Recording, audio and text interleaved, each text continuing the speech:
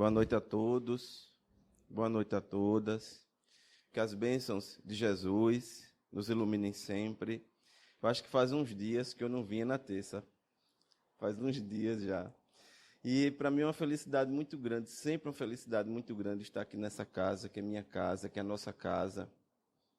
Às vezes nós falamos assim, é nossa segunda casa. Não, é nossa casa. Não é a segunda, não é a primeira, é nossa casa, faz parte da nossa casa, das nossas vidas. E tem uma passagem no Evangelho de Jesus, que é o nosso tema de hoje. Bem-aventurados os mansos e misericordiosos, porque herdarão a terra. Que ela é bem interessante, porque às vezes as pessoas, quando nós falamos a passagem, elas dizem assim: bem-aventurados os mansos e misericordiosos, porque herdarão o céu. Não. Jesus fala, herdarão a terra. E nós vamos entender porque a expressão de Jesus é verdadeiramente essa. Porque herdarão a terra os mansos e misericordiosos. No início da pandemia, eu creio que vocês lembram aqui aquele auê do início da pandemia. Aí fecha isso, fecha aquilo. Nós começamos a trabalhar mais com as lives, não foi assim? E nesse período da pandemia, houve um fato interessante comigo, porque eu acredito que eu reencarnei direto da pré-história aqui. Porque eu não tinha Instagram, eu não tinha Facebook, eu não tinha nada disso. Então eu acredito que eu vim direto de lá para cá. E aí uma amiga disse, Josué, vamos criar o Instagram, o Face, fazer palestra, e começamos a fazer palestra. A minha primeira palestra no Instagram foi do Maria Dolores, que é uma casa-irmã aqui do Pina. E aí, na segunda palestra, nas redes sociais, eu sonhei com o tema da palestra. Eu sonhei com o tema, ele estava escrito como se fosse um muro. Eu tenho meus sonhos, e meus sonhos, para mim, ele me traz muitas revelações. E isso eu acho que é alguma coisa muito particularizada para cada um de nós. E aí, no sonho, estava lá o tema que eu deveria trabalhar.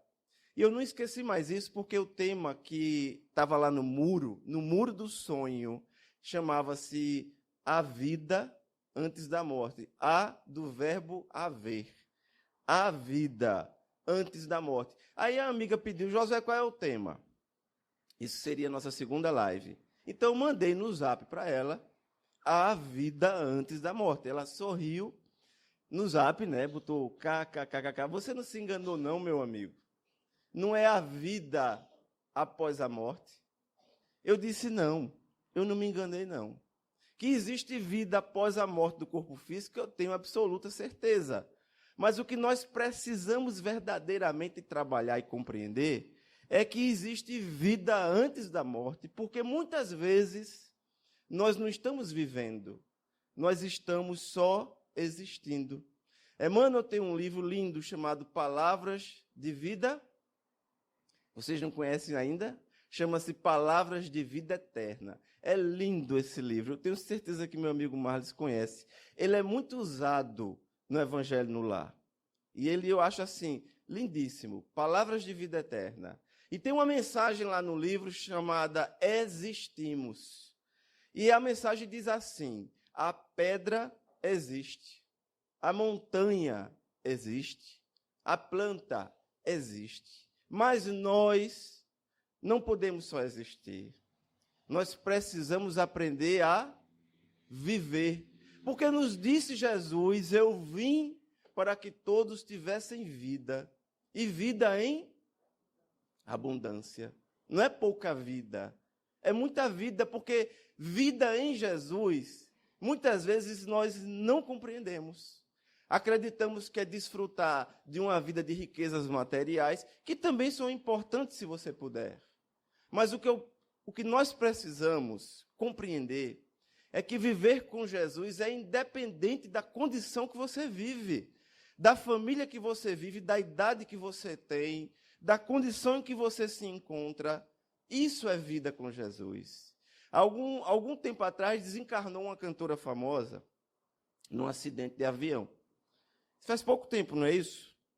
Vocês lembram qual é o nome da cantora?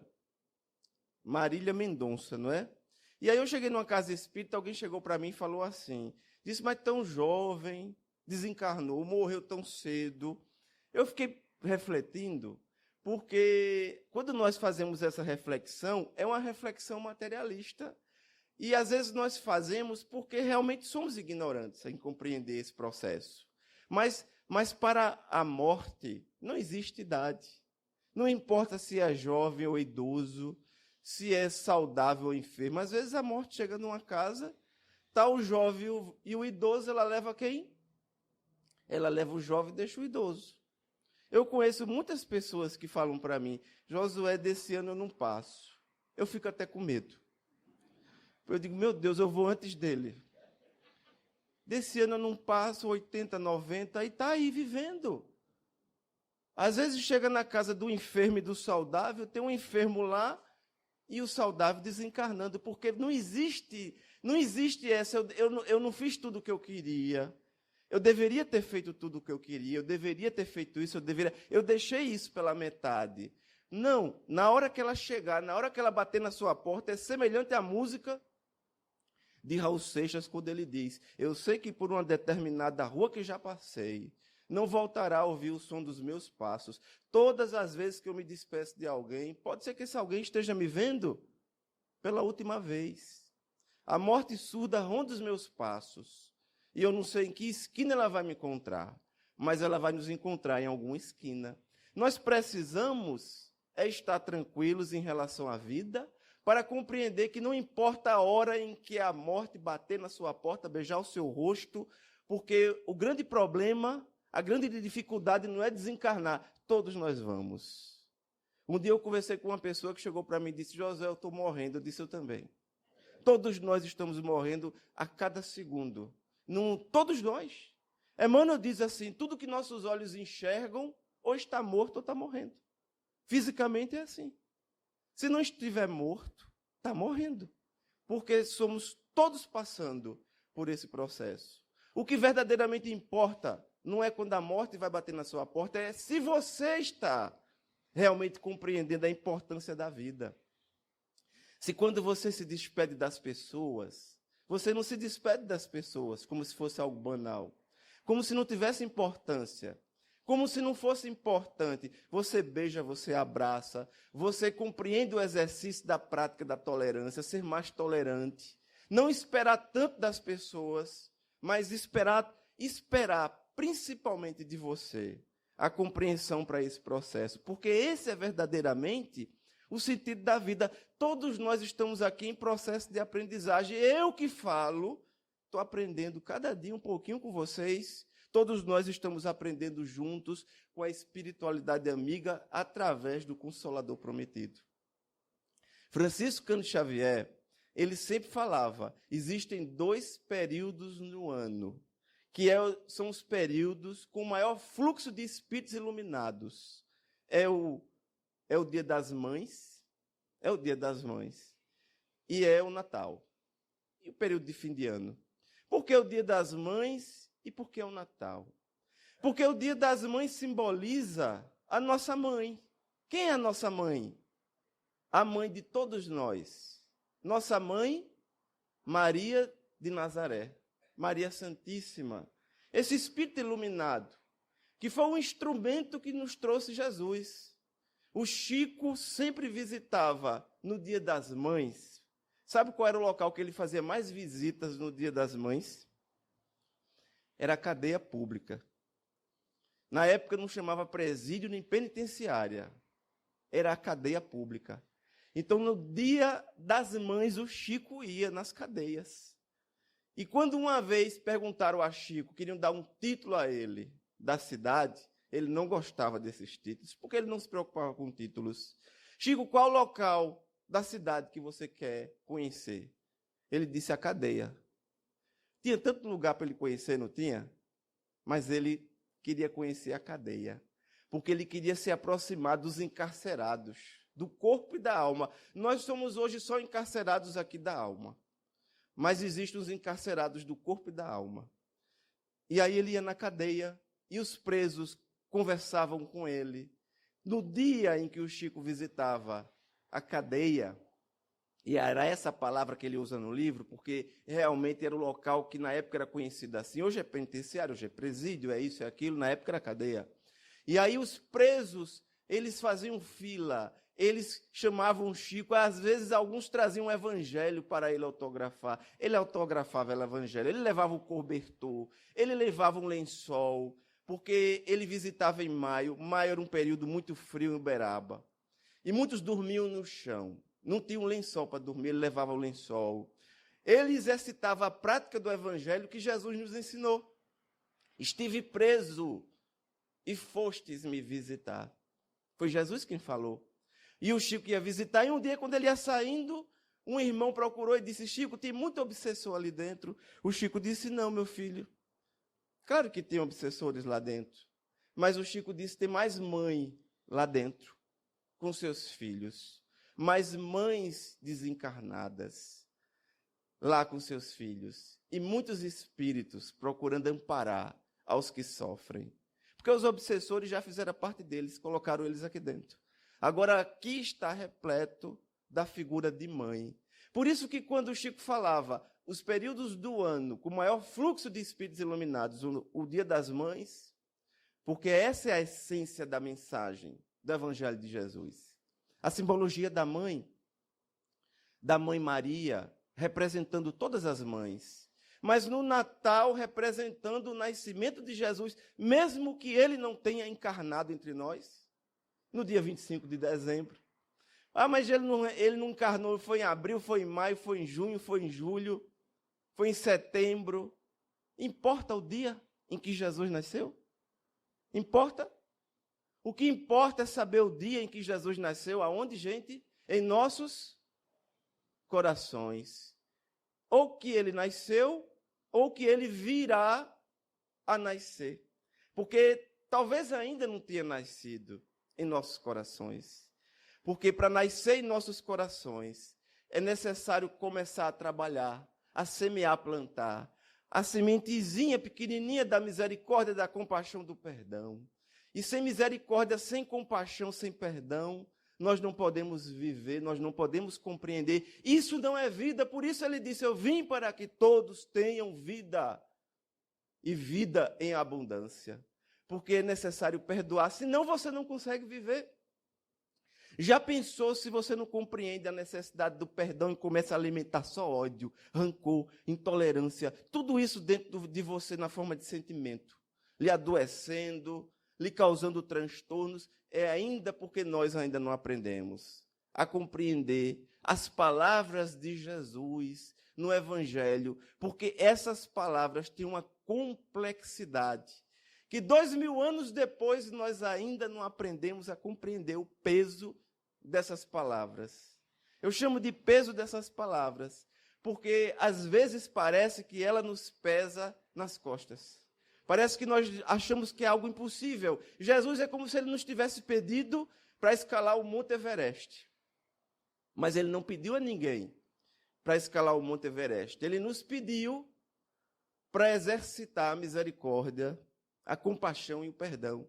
Porque sem misericórdia, sem compaixão e sem perdão, você acha que consegue conviver plenamente com alguém na sua encarnação? Por isso que quando ele disse: eu vim para que todos tenham vida, nós não podemos compreender que é apenas a vida material a que ele se refere. Mas vida em abundância é um processo ainda mais complexo do que nós poderíamos compreender. Quando eu conversava com um amigo hoje, ele disse assim: eu estou preparando as malas para viajar agora no final de ano. No final de ano, você viaja. Aqui alguém viaja no final do ano? Eu viajo ou não viajo? Alguns não viajam, outros viajam em alguma outra época do ano. Quando você se prepara para uma viagem? Você se prepara para uma viagem, não se prepara? Olha, eu vou para São Paulo, eu venho para Pernambuco, é uma preparação. Você se prepara, você faz sua bagagem, não é assim? Para qualquer lugar que você viaje, você se prepara. Mas às vezes nós achamos que só são apenas essas viagens, que nós não vamos fazer a viagem da vida, porque a vida é só uma viagem. Quando você chegou aqui, não foi uma viagem? Foi uma viagem. Você estava lá no mundo espiritual, com seus entes queridos ou não tão queridos, Mas você estava lá, se preparando para chegar aqui. E você estava fazendo os seus planejamentos. Meu Deus, eu vou chegar lá. Eu vou reencarnar novamente. Eu vou aprender mais, eu vou fazer melhor. Eu vou conhecer agora o Consolador prometido. Eu agora não tenho mais desculpas para não fazer o que eu devo fazer da minha vida. Eu vou reencarnar e vou voltar para cá. Melhor do que eu estou indo. Todos nós fizemos esse planejamento, essa programação. Todos nós. Ninguém reencarna nesse planeta sem uma programação. Nem que seja uma programação de expiação. Mas nós nos planejamos para reencarnar. E nós aqui estamos, será que nós aqui estamos somente para existir? Ou nós estamos aqui para compreender o sentido de vida, mas a vida com Jesus? Eu lembro muito da minha avó. A minha avó é uma figura muito querida, muito importante da minha vida. Já desencarnou há mais de 15 anos. Mas eu não esqueço jamais no dia que ela desencarnou. Porque eu estava no hospital, com ela, e eu e minha esposa, ela havia chegado enferma, e ela foi, na época, entubada. Isso faz mais de 15 anos. E aí eu e minha esposa ficamos no carro, meu Deus, como será? Ela disse, vamos abrir uma página de um livro aqui de Emmanuel. Vamos abrir uma página do livro de Emmanuel para ver o que é que ele diz. Para ver o que é que Jesus nos fala nesse momento. Fizemos uma prece e eu abri uma mensagem que eu nunca esqueci até hoje. Eu esqueci qual foi o livro, mas não esqueci a mensagem. Vocês acreditam? O nome da mensagem era Com Jesus. Com Jesus. E dizia assim, com Jesus, pobreza é riqueza. Com Jesus, aí usava uma expressão e outra expressão. Mas eu só soube que minha avó ia desencarnar naquela noite, por conta da última comparação na mensagem, que dizia assim, com Jesus, morte é vida. Com Jesus, morte é vida. Uma hora depois, alguém chegou e falou, ela acabou de desencarnar. Nós fizemos uma prece e percebemos a companhia profunda dos amigos espirituais, porque na hora de você voltar para o mundo espiritual, você pode ter certeza, e que todos nós voltaremos, nós vamos trabalhar e nós precisamos trabalhar para aproveitar cada momento da vida como se não houvesse amanhã. Como fala a música? Mas nós também precisamos aprender a amar as pessoas como se não houvesse amanhã. Amar incondicionalmente. Porque o primeiro a se beneficiar do amor é aquele que ama. O primeiro a se beneficiar do amor é aquele que ama. O primeiro a se beneficiar da essência do perfume é o frasco que o contém. O primeiro a se beneficiar do amor é aquele que ama. E quando você ama, você sente a presença do amor na sua vida, porque a vida, ela nos trabalha com essa reciprocidade. Por isso que quando Jesus nos traz as bem-aventuranças, bem-aventurados, e olha que as bem-aventuranças é a base, é a referência do Evangelho segundo o Espiritismo. A referência do Evangelho segundo o Espiritismo são as bem-aventuranças. Talvez muitos não tenham percebido.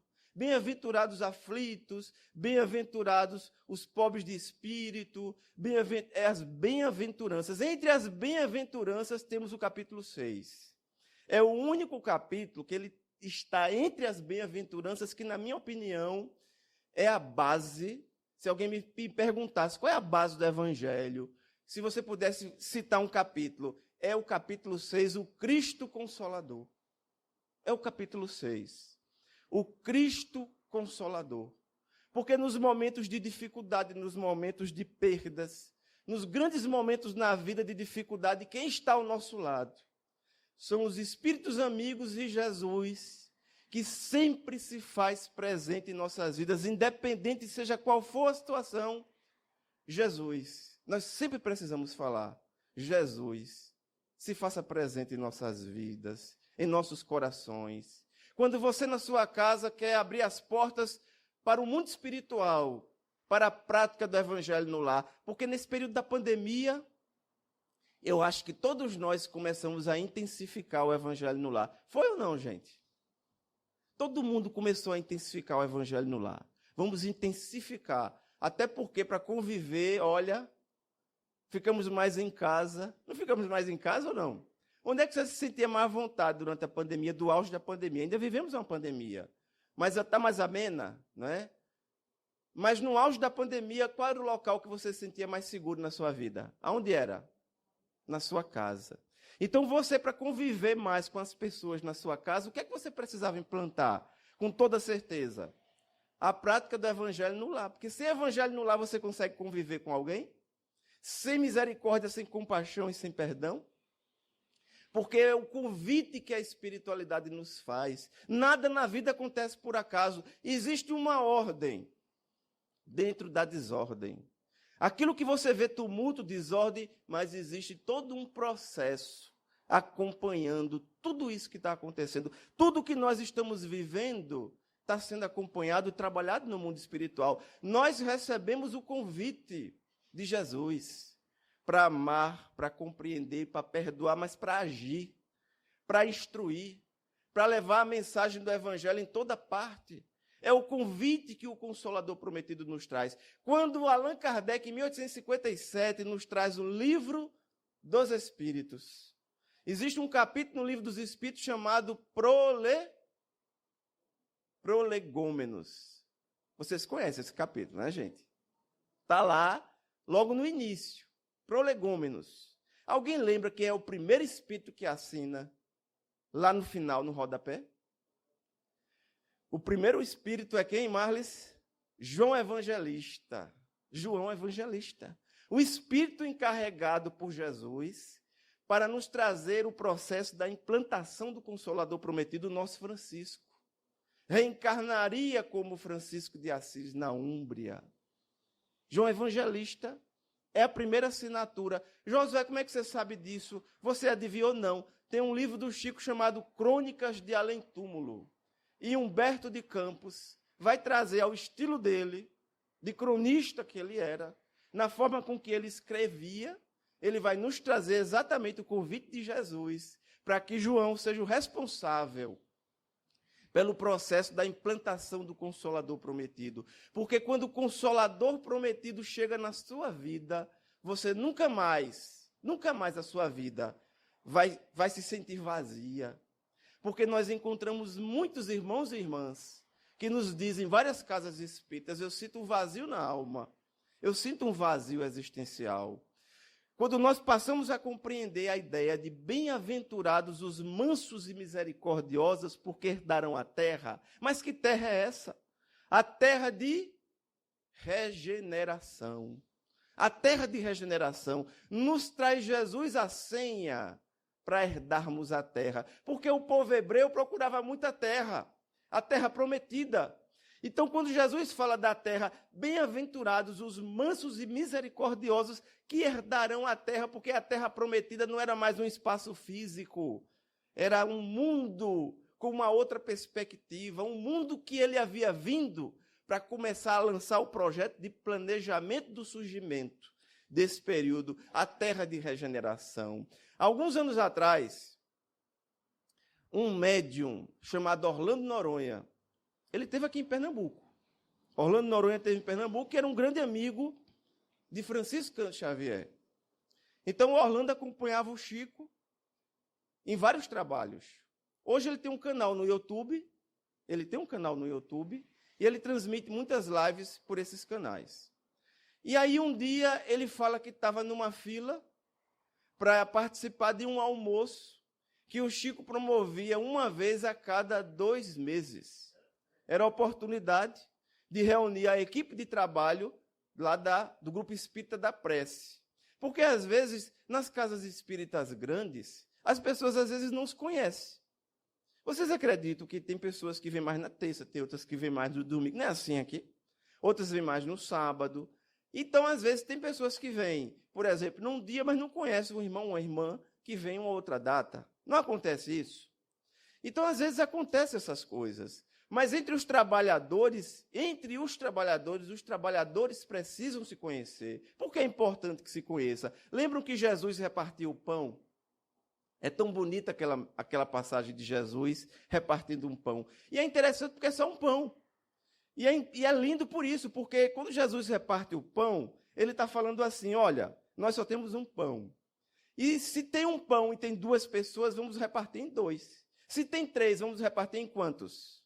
Em 3. Se tem 10, se tem 12, se tem 13, não importa quantos tenham, onde come um irmão, comem todos os irmãos e irmãs. Vamos repartir o pão. Essa é a mensagem do Evangelho.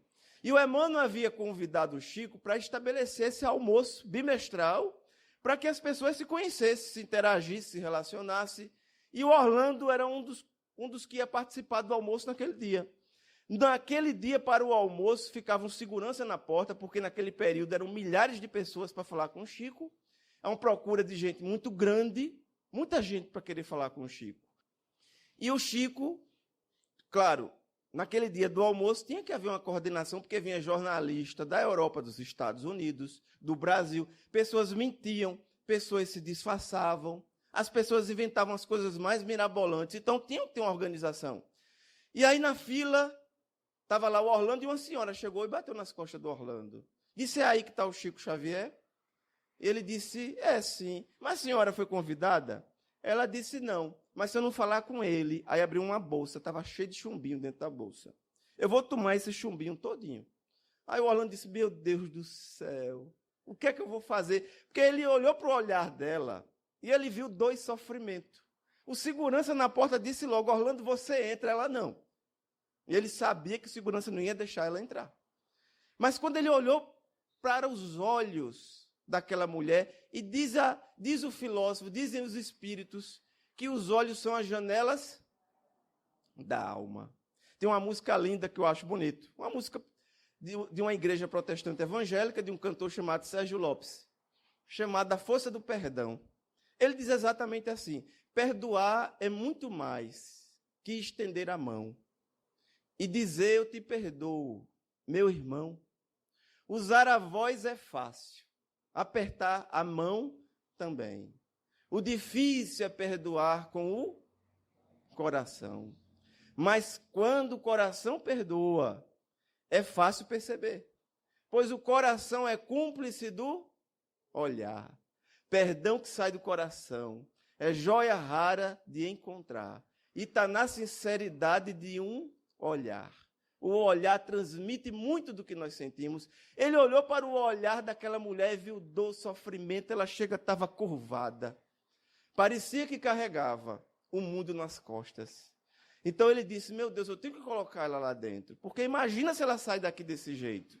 E ela toma um chumbinho. Mas ela estava lá convicta de que se não entrasse, ela ia tomar.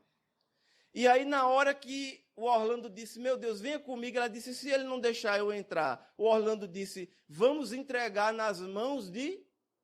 Quando você tem um problema na sua vida, que você não encontra solução, apesar de você ter feito tudo possível, porque não existem coisas que você faz todo possível. Quando você faz todo o possível que você não consegue, quem é que pode fazer o impossível na sua vida? Deus. Então, entregar nas mãos de Deus não é deixar como está para ver como é que fica, não. Entregar nas mãos de Deus é você fazer a sua parte. Fazer tudo que for possível fazer. Mas você compreender que aquilo que você não pode fazer, Deus faz para você. Então, o Orlando disse, vamos entregar minha filha nas mãos de Deus, vamos confiar. Quando ia chegando perto da entrada, o tumulto começou. O segurança teve que ir lá resolver. O Orlando pegou aquela senhora pelas coxas, deu um empurrão na coitada e jogou ela lá dentro. E disse, eu não lhe conheço. E ela entrou. Ela entrou, se encaminhou lá para o local e começou a sentar onde se reuniu o almoço. Todo mundo já estava reunido, as pessoas que chegavam iam sentando, eram os trabalhadores da casa, olharam para ela, era uma pessoa diferente. E aí o Orlando foi e sentou também, aí chegou o Chico. E o Orlando conta isso no YouTube, eu acho tão interessante a forma como ele conta. Porque ele diz que quando o Chico chegou, o Chico perguntou, falou com todo mundo, olhou para o Orlando e disse, e aí, meu filho, tudo bem? Ele disse, tudo bem, Chico. Você conhece aquela senhora que está ali? Aí ele baixou a cabeça, envergonhado.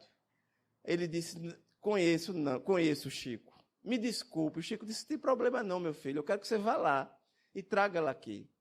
E aí o Orlando foi lá e trouxe ela para se aproximar do Chico. Quando ela se aproxima do Chico, O Chico olha para ela e diz assim: minha irmã, para que tanto desespero?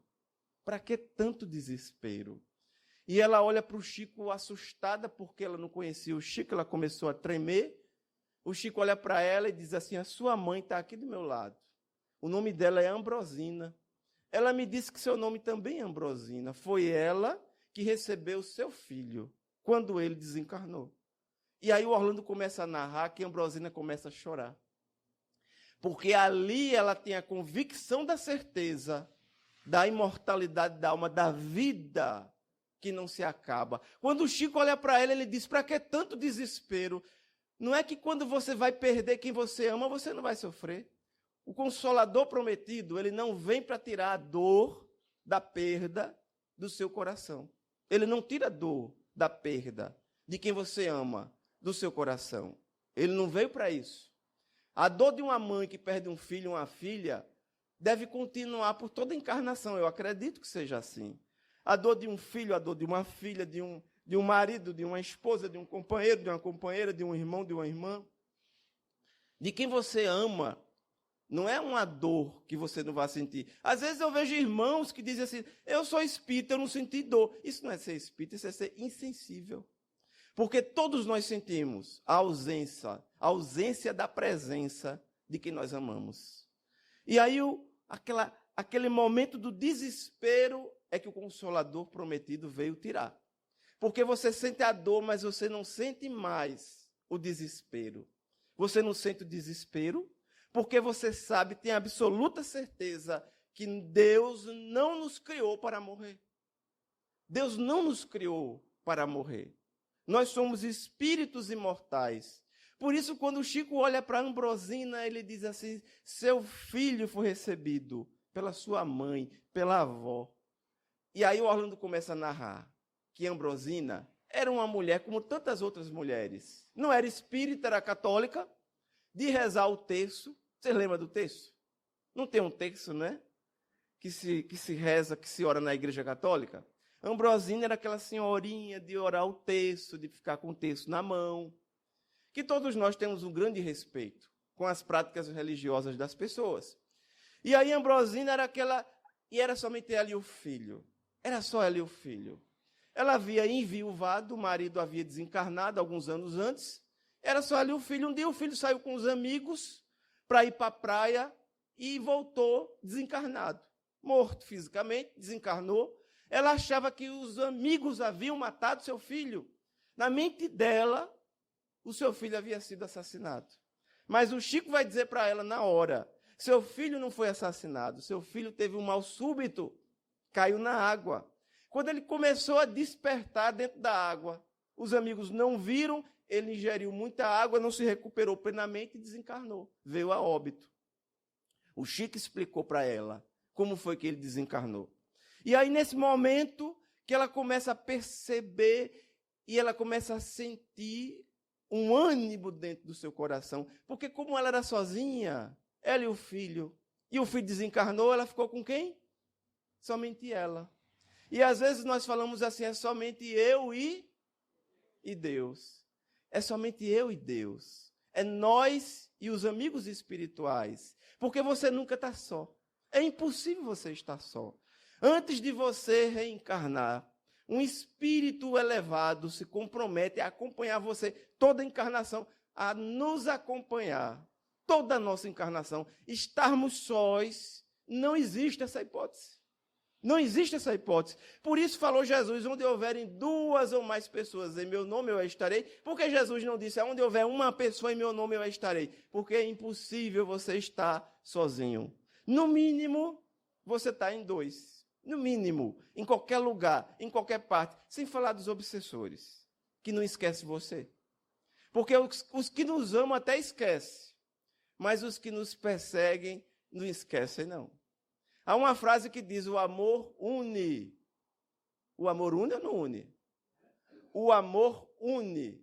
O ódio também. O ódio também. Ligações de amor são para sempre. Ligações de ódio precisam ser desfeitas. Para que as ligações de ódio possam ser desfeitas, é necessário o processo da reencarnação. Por isso eu vou usar mais uma vez uma frase que eu uso sempre.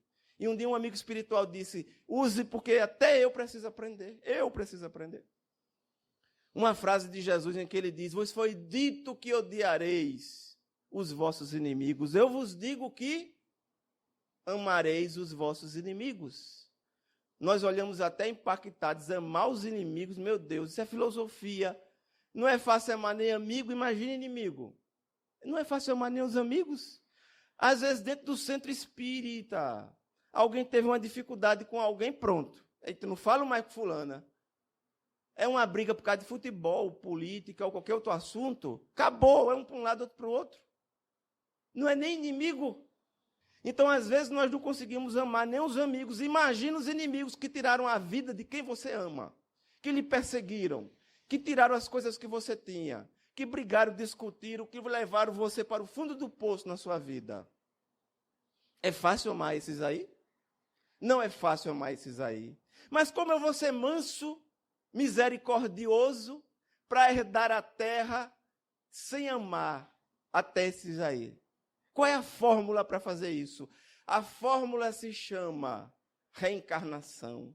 Os espíritos afetos e desafetos do passado, eles retornam para a nossa vida através da reencarnação. Por isso que quando Jesus fala, bem-aventurados os mansos e misericordiosos, como ser manso? Como ser misericordioso com tanto ódio no coração, com sentimento de raiva por aqueles que nos ofenderam, nos perseguiram, e Jesus nos convidou a orar por aqueles que nos perseguem e nos caluniam. Através do processo da reencarnação, os espíritos reencarnam para superar os laços de ódio, porque lembram que eu falei que o amor une? Quando eu digo que o amor une, é que se você tem alguém que você ama, você sempre vai encontrar esse alguém. Você pode reencarnar num outro extremo do planeta, o outro do outro também, mas vocês vão se reencontrar. No mundo espiritual, vai se reencontrar também. Quando você ama, não tem como quebrar esse vínculo. Mas quando você odeia também, você tem que reencontrar. Você precisa se reencontrar quando odeia, porque é preciso que se supere os laços de ódio, se rompam os sentimentos de ódio, para que nós possamos ascender espiritualmente. Sem o quê? Como avançar? Preso ao ódio e às paixões inferiores. Através da reencarnação, os espíritos que alimentam ódio por nós ou nós por eles, consciente ou inconsciente, reencarnamos juntos. Na figura, e chamaram isso de família. Por isso que uma vez eu cheguei numa casa espírita, uma pessoa disse assim para mim, nós aqui somos uma família. Eu falei, nós somos uma família. Alguém disse assim, mas José, o povo aqui briga tanto. Eu disse, exatamente, é uma família. Qual é a família que não tem problema? Todas as famílias têm problemas. Não tem problemas? André Luiz nos diz que a família é o grande reencontro dos afetos. Que coisa linda, né? Dos afetos, mas principalmente dos desafetos do passado. Aí nos reencontramos, olha que não é fácil. Não é fácil, não. Tanto que existem pessoas que dizem assim, Josué, aguento tudo, só não aguenta a família. Aguenta até os obsessores desencarnados, mas não aguenta a família. E aí a família ali, aquele processo todinho, mas é o convite de Jesus. Vos foi dito que odiareis, eu vos digo que amareis. Como amar? Quando reencarnamos juntos e nós recebemos na figura de filho, de filha, de pai, de mãe, não fica mais fácil agora? Quando você recebe com esquecimento do passado, aquele filho, aquela filha, ou vice-versa, você recebe aquele pai, aquela mãe, que lhe prejudicou, que lhe tirou a vida, que você alimentou ódio, e você recebe agora, como seu filho, como sua filha. E aí, fica mais fácil agora romper os laços de ódio ou não fica? Geralmente. Porque às vezes o ódio desperta mesmo que inconscientemente. Lá dentro o espírito não lembra dos fatos que geraram o ódio. Mas o sentimento transborda. Por que que na casa espírita o convite à evangelização, tanto pela evangelização infantil? Porque na evangelização infantil, no trabalho junto às crianças, nós vamos trabalhando os espíritos que recebemos, porque a gente não sabe quando chega o que é que está recebendo. Você não sabe o que recebeu. Não dá para trocar. Tem garantia? Os espíritos que reencarnam têm garantia, prazo de validade? Dá para ir no PROCON? Não dá para ir no PROCON. Ah, rapaz, eu recebi esse, mas olha, não é fácil não, é esse daí. É isso daí. Meu pai e minha mãe também não é fácil. É isso daí. É o que nós precisamos. Você acha que você reencarnou na família errada? Nós nunca reencarnamos nem na família errada, nem reencarnamos inadequadamente. Nós reencarnamos como nós precisamos reencarnar. Com o que nós precisamos reencarnar. Com os desafios, e olha que tem muito espírito desafiador. Aí você chega na casa espírita e você investe tanto no aspecto da educação do seu filho, da sua filha, do seu neto, da sua neta, mas muitas vezes você não investe na educação mais importante, que é a do Evangelho. Porque aquele espírito, em algum momento, vai começar a se rebelar. Vai começar a se mostrar verdadeiramente quem é. Algumas coisas que ficaram guardadas vão começar a despertar, e é importante que você compreenda a necessidade do Evangelho. Eu fiz todo esse arrodeio para você chegar e compreender que no momento da pandemia você estava junto a todo esse processo. A família.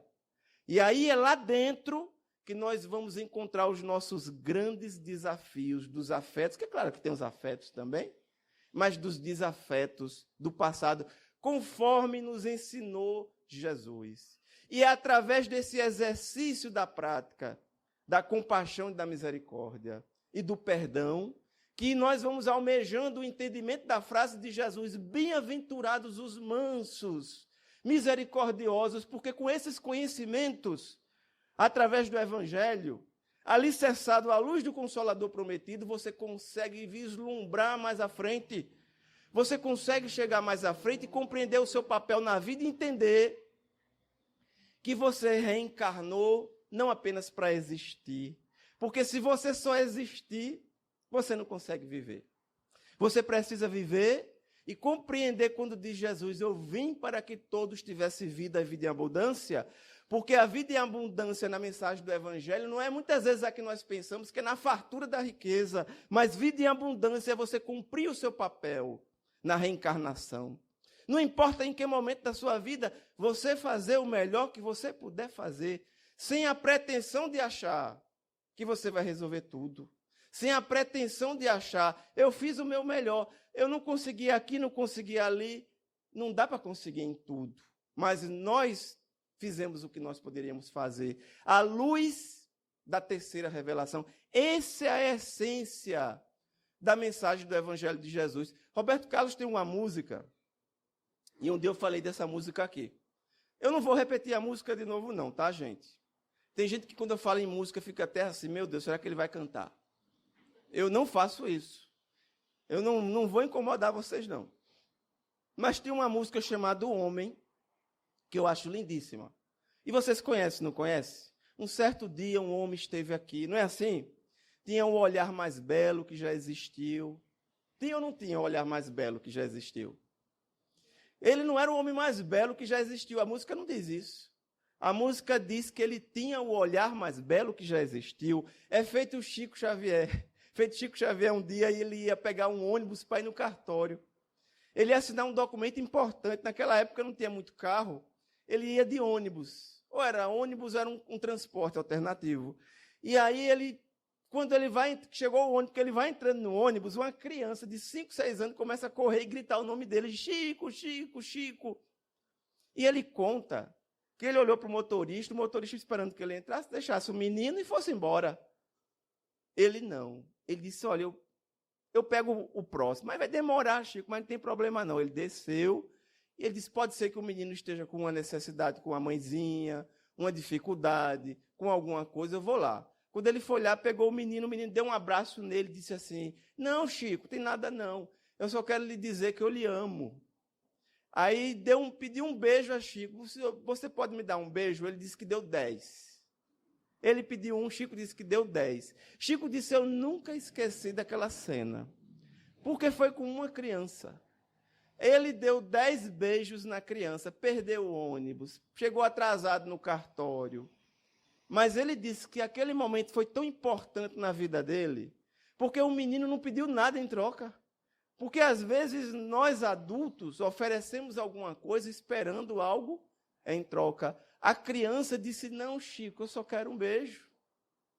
O menino tinha uma maior admiração por ele, e aí Chico beija a criança, coloca a criança no chão, o menino volta sorrindo, e para Chico aquele sentimento ali foi de extrema importância, porque nós podemos encontrar nas pequenas coisas muita importância, muitas coisas grandes que nós nem imaginamos, o trabalho da espiritualidade, nos renovando, nos fortalecendo. A proposta de Jesus de nos convidar com mansidão, misericórdia, porque quando Jesus diz na bem-aventurança, bem-aventurado mansos e misericordiosos, ele está nos falando de paz, que nós precisamos de paz.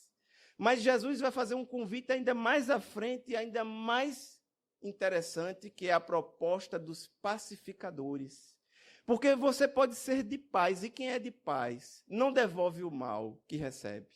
Mas quem é pacificador devolve o mal com o bem. É um Mahatma Gandhi, é um Francisco de Assis, é um Franciscano Xavier, é um Papa Francisco, é uma Irmã Dulce, uma Madre Teresa, um Eurípides Bazanufo, um Bezerra de Menezes, espíritos iluminados, que reencarnam no nosso planeta para nos servir de exemplo, para que nossas vidas se preencham, para que nunca mais o vazio da alma chegue em nossas vidas. Ambrosina, tenho 2 minutos? Ambrosina, ela recebe a mensagem e ela diz para Orlando: nunca mais minha vida será a mesma, porque o filho dela diz assim: mamãe, vá visitar as mães sem filhos, vá visitar os filhos sem mãe, e todas as vezes que as suas mãos tocarem nas mãos dos necessitados, imagina minhas mãos junto às tuas mãos, porque em cada lugar que nós chegamos, nós encontramos Jesus na figura dos nossos irmãos e irmãs. Por isso que ele nos disse: ao meu lado estarão aqueles que me deram de comer quando eu tive fome, de beber quando eu tive sede, que me visitaram quando preso, quando enfermo, que me vestiram e que me receberam quando estrangeiro. Jesus não diz: ao meu lado estarão aqueles que gritavam o meu nome, louvavam o meu nome, se ajoelhavam, viravam noite orando. Jesus não se preocupa com bajuladores. A proposta de Jesus é que você o encontre na figura de cada irmão e irmã ao nosso lado, nessa jornada, que as bênçãos do Evangelho transformem nossos corações para que nesse ano de 2022, nessa passagem de ano tão simbólica, mas que é muitas vezes tão importante como renovação, como novos planos, possamos formular planos de transformação íntima para receber Jesus em nossos corações. Muita paz para todos e todas.